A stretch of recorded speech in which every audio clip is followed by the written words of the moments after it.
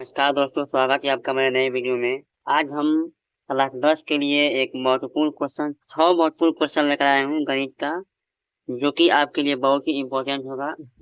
देखिए, यदि आप इन क्वेश्चनों को यदि तैयार कर लेंगे तो मैं आपको विश्वास दिलाता हूँ कि आपके पेपर में कम से कम 30 नंबर से लेके 45 नंबर तक आपका ये कंप्लीट हो जाएगा। ठीक है, तो देखिए, सबसे पहला क्वेश्चन दिया है, यदि साइन ए माइनस बी बराबर 1/2 और cos a प्लस बी बराबर 1/2, तो ए और बी का मान ज्ञात करना है। ठीक है, ये इतना दिया है और ए और बी का मान ज्ञात करना है। ठीक है ना।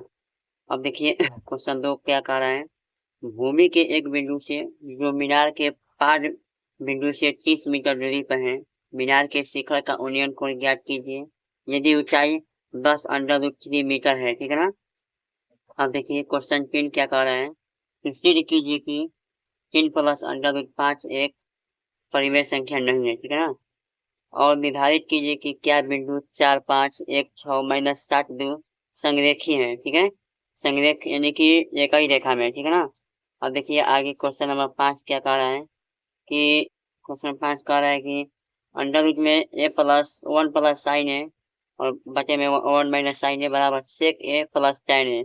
सिद्ध कीजिए, इसको इसके बराबर सिद्ध करना है। ठीक है।